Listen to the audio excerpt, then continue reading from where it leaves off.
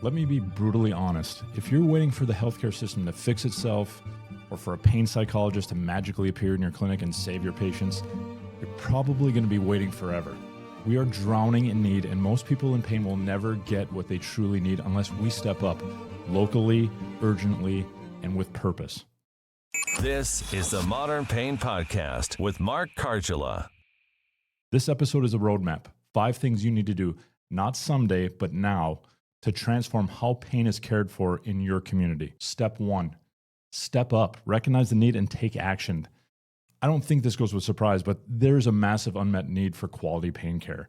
Most communities around us don't really have significant access to a pain program. And I'm not saying you need to be able to form a massive multidisciplinary pain program. It's just you need to be able to have the skills to connect the dots between the body and the mind in psychologically informed care. We all know our pain psychologists are amazing. I'd love to duplicate them and triplicate them and put them all throughout the country, but unfortunately, there are nowhere near enough of them to meet demand. So if you're a clinician in a community, you're in the best position possible to make a difference. Don't wait for somebody else. You don't need to launch that entire pain program. Really, we start with an N=1 in your program. Every patient is an opportunity. Are you going to be that clinician who recognizes the psychosocial things, that you have your lovely screening tools, you're being evidence-based with your screening tools, but you don't know what to do with it? You don't know how to construct the conversations, help connect the dots for the patients, and most importantly, have that translate to some changes in that person's life. We know the system's broken. We have rushed visits, dehumanized care, people being reduced to scans and lab values. We got clinicians burning out and patients who are stuck. So in the end, this step is about choosing to lead and not waiting for permission or waiting for somebody else to step in and save the day. Be the change you want to see in your community. Okay, number 2, build a financial model that works for you. If you want sustainable care, it's going to require sustainable income. You can't serve well if you're broke or burnt out. There's many models with this, and this is going to depend on where you practice, the system you're in, and many different factors. So I don't have the answer for each of you, but there are so many options out there. Cash-based models, hybrid models, insurance-friendly approaches where you can have insurance reimbursement for what you're doing, subscription or community-supported models.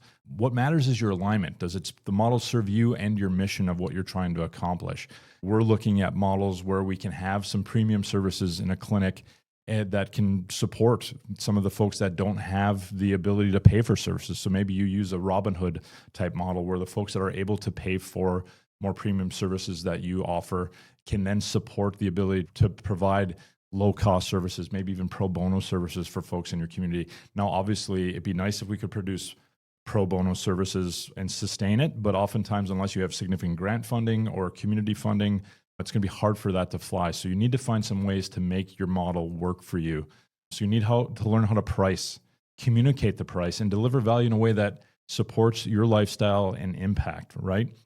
I think we do have a tendency as healthcare professionals to not want to charge for what we are worth. And I'm not saying we need to charge significantly where we're putting our patients in financial distress. Of course not. But we do need to be willing to value what we do and charge for the value we bring to an encounter. When we see such amount of waste in healthcare, so many programs and interventions that are costing our patients thousands upon thousands of dollars, it shouldn't be that hard for us to step up and say, I have something that is low risk that can help somebody get their life back. So we need to be willing to develop financial models that work for us. Next step, and this is one I think as healthcare professionals, I know I wasn't taught at all, and it's learn how to market without selling out, because that's the fear, right? People feel dirty, sleazy. They don't feel like doing something that's the altruistic way that they like to operate.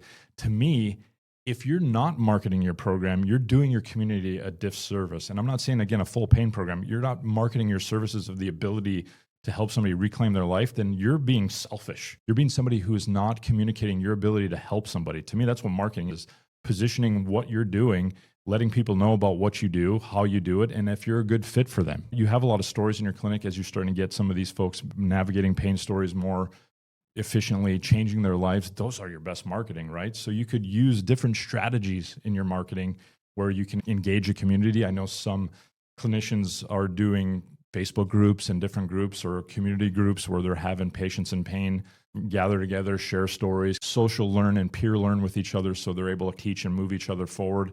You can create community type groups that aren't some of the things we see on social media where we have people just focusing on the negative and the depressing and the anger and the emotion charging things, which we know, although people have every right and reason to be frustrated, angry, sad, depressed, and everything in between, is if they bathe themselves in that day after day, and that's the story that they consistently engage in on social media, it's probably not going to move them forward. And it's definitely not going to create a nervous system, a body system, and our homeostatic system, stress systems that are going to be in a situation where they're not going to be having more pro-inflammatory, pro-pain type behaviors. You want to also be able to produce story-driven content, right? Highlight the success stories and struggles and progress of your patients. Now, obviously, you need to do that with HIPAA guidelines and different privacy guidelines in mind, but share the stories. Maybe you de-identify some of the information. You just share the stories that you're having. We need to share the stories of the changes people are making. That's half the reason but is the reason I make the episodes we have in our podcast where we share stories of patients who are making massive changes that are really turning the corner in some very difficult pain situations. We want to show the public out there that ideally they look at these stories and say, that sounds like where I am right now, and look at how good this patient's doing. And they're all of a sudden open to maybe trying some things with you to try to change the course of their life. You also want to be skilled with your ability to network with and partner with your referral sources. And this doesn't just have to be physicians. It could be massage therapists. It could be fellow physiotherapists. If you're a physical therapist, it could be occupational therapist. It could be psychologists in your community that maybe they're just strictly telling the story around the mind and people aren't getting the connection of how the mind and body are together.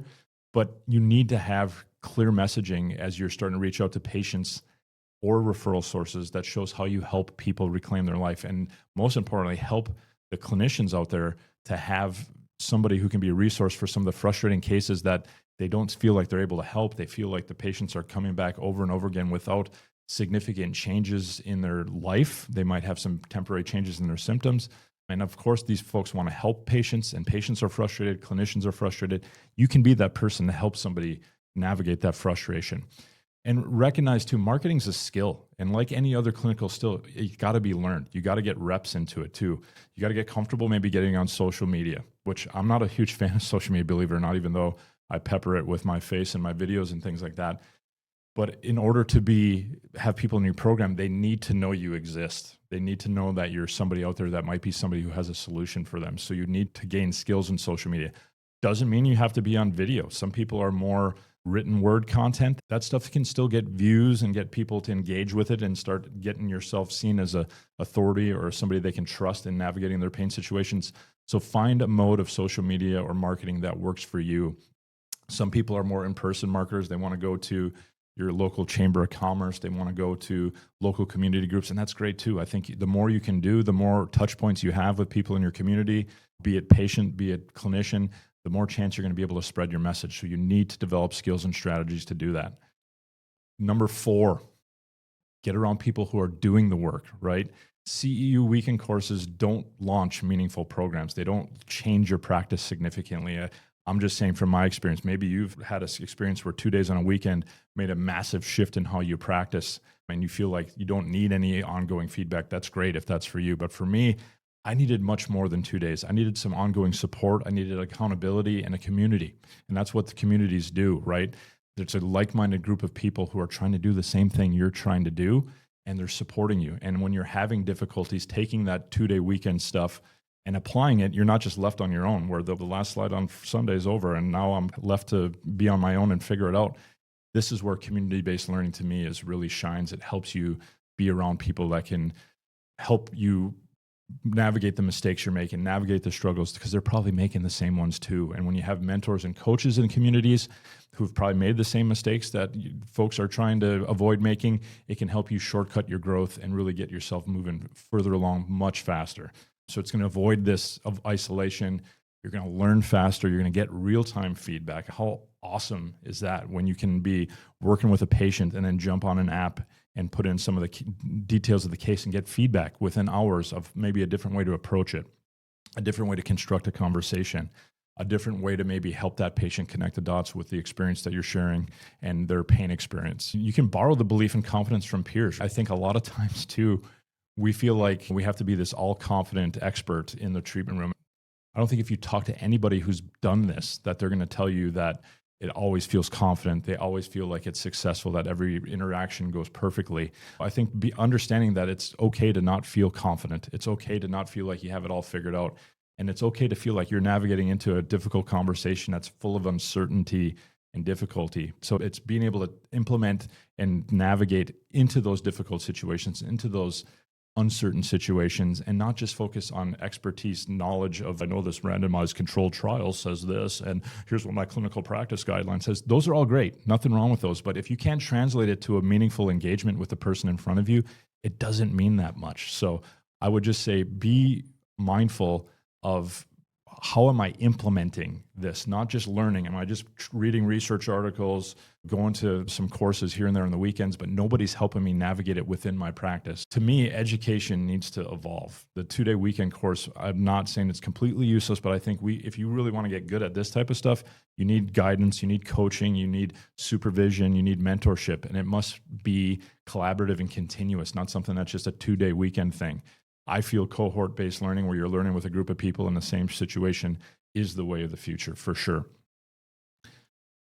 Number 5, learn to deliver true psychologically informed care. And again, as I mentioned earlier, I see clinicians over and over again, and I was this clinician. I could recognize it. I could see the difficult emotions in my room. I could hear what difficult situations people were in. I could see that was massively impacting their situation. I just didn't feel like I had any skills to do anything about it, to help the patient connect the dots.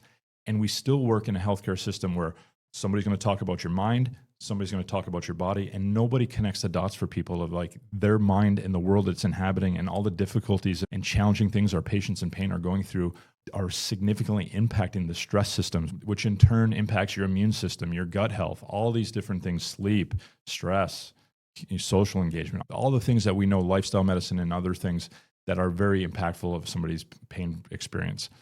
So this is deep and skilled work that requires a couple things: compassionate communication, behavioral change tools rooted in evidence, motivational interviewing, I think guided discovery, where you're helping patients come up with their own answer and not just simply lecturing and dictating to patients.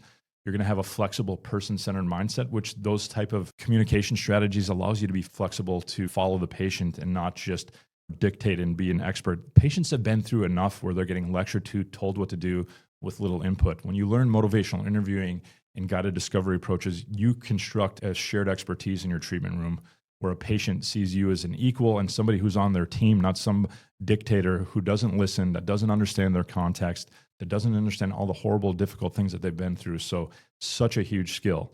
And the other thing, because I get so frustrated because I can't tell you how many times I hear, well, you're throwing the baby out with the bathwater.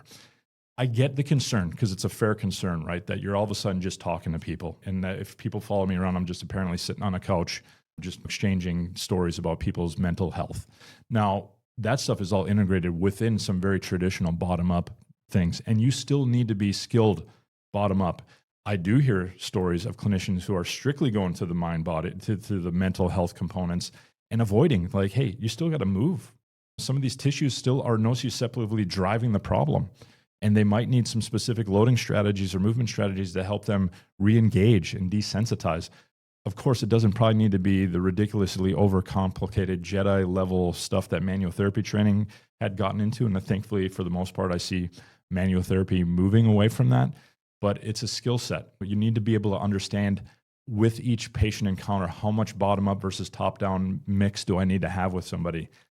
I think another big issue you have is people think that this magical 3-month where things have now become chronic, now let's get into the psychosocial components. That to me is not psychologically driven care. Psychologically driven and informed care is something where you have a process, whether it's a day old or a decade old, that can check in how the human is dealing with the pain experience they're having. You see people early on, and I know you've had people, if you're working with patients in clinic, that have an acute injury who are catastrophizing, who are freaking out, who are already shrinking life dramatically, and maybe in a way that we all have to probably shrink life a little bit after injuries and painful situations, but maybe they're reacting in such a dramatic and significant way that it's really moving them further and further away, and it's probably setting them up to more chronicity. Now, again, different conditions require different adaptations, so I'm not saying there isn't a time where we have to shrink life, like I said, but I think if we can recognize and have a process that can take pain, regardless of its temporal characteristics of acute versus chronic and help determine if somebody's got any adaptive views and behaviors around it, then you can help people prevent becoming a chronic pain patient, ideally because you're treating it well acutely. In the end, you need to be a clinician or a coach or a guide that can guide somebody through uncertainty, complexity, and change. And we as clinicians can't simply just look further into more complex technical skills of how we can train our hands, or 15 ways to poke a needle into somebody, or new cupping strategies, or new mobilization manipulation strategies. Some of these things I do, and I'm not, again, against them, but if you're missing the elephant in the room, that it's probably not more techniques that you need to focus on tissues. It's being better able to focus on the human in front of you. And until you can develop whole person care, not just give it lip service where you're screening it. Oh yeah, I identify psychosocial yellow flags all the time. Are you doing something about it? Are you creating clinical encounters that help people connect the dots on those, where they can see concrete examples of how it's affecting them specifically in their life and in their pain? To me, that's the skill clinicians need to develop. In the end, you need to find folks that can help you develop these skills. Now, this is exactly why I created Pain Practice OS, because I was tired of seeing whole person healthcare, psychologically informed care given lip service, given maybe online course where you can watch some videos and maybe get a little bit of some quizzes. And to me, that doesn't give you the supervision, guidance, and mentorship that you need. So Pain Practice OS is all about teaching you how to deliver these exact skills with people in your practice. You learn the skills and then you apply them, and then you get feedback and you get coaching and you get guidance and you get the ability to learn from people in your practice. Because to me, that's what's going to translate from you becoming somebody who can identify psychologically informed care and factors that need addressing and actually address them and do something about it in a successful way, stays within scope, leverages some of the beautiful things we have in pain care and psychologically informed skills, acceptance and commitment skills, guided discovery skills, motivation or interviewing skills, and just being a good human being in practice. And I'm not saying people aren't being good human beings, but I think we lose the humanity when we just try to strip people down to clinical practice guidelines and randomized controlled trials and forget this is a unique suffering human being that needs our attention, that needs our validation, that needs somebody who can step in as a guide to help them through it. We also help people develop marketing strategies and help them learn how to market and network to develop a pain program that has exposure and has visibility in communities, amongst patient communities, amongst professional communities, that you become that person who's known to have a program that can help relieve the frustration of clinicians who are frustrated because they don't feel like they can help people. They don't have the tools like people are learning in programs like ours to help really connect the dots and help them make significant change. It also helps our patients, of course, who are cycling through treatment after treatment and not getting the answers or not getting the results that they want, and life continues to be small and not the way they want it. So we help that. We also have patients in our community who help keep us on task, that we don't lose the patient voice, that they help hold us accountable to not getting too into clinician minds and clinician mindsets and losing sight of what it really means to be the person in front of us who's struggling with pain and seeing life decrease. We also work on financial models, like what are the financial models that work for you in your unique setting and what your capabilities are, be it whether you work in a group practice, a hospital practice, a private practice, or anything in between. How do you develop some financial strategies that allow your program to be successful, sustainable, and something that can scale and grow and make bigger and bigger impacts in your community and beyond? So if that's something you're interested in, I'd love to have you join us in the program. My goal, we have 12 so far. My goal is 100 over the next 2 years of getting people who are delivering this care in their community. I think this is something that is so sorely needed. I keep having conversations. I talked with Bronnie Thompson, my friend and colleague who helps me in the program, and we're hearing more and more stories of clinicians who are feeling burnt out, frustrated that they can't deliver this care, frustrated that there's nobody who's supporting them to deliver the whole person healthcare that they know is so sorely needed in their communities. So that's why we created this community, this course, is to get the support you need and make the impact you want to have. If you look in the description, we have a link below if you want to get on our waiting list. We're set to open up a new cohort soon. We'd love to have you involved. And I'd love to hear how you're making changes in your community, or what are the changes that you feel like need to be made in our education, and how we do more than just simply give this type of care lip service and actually embody it and do it on a day-to-day basis with real people and make real transformations. I'm going to leave it there this week. I appreciate you all hanging in with me until the end of the episode. Subscribe if you're not subscribed, and we'll see you next episode.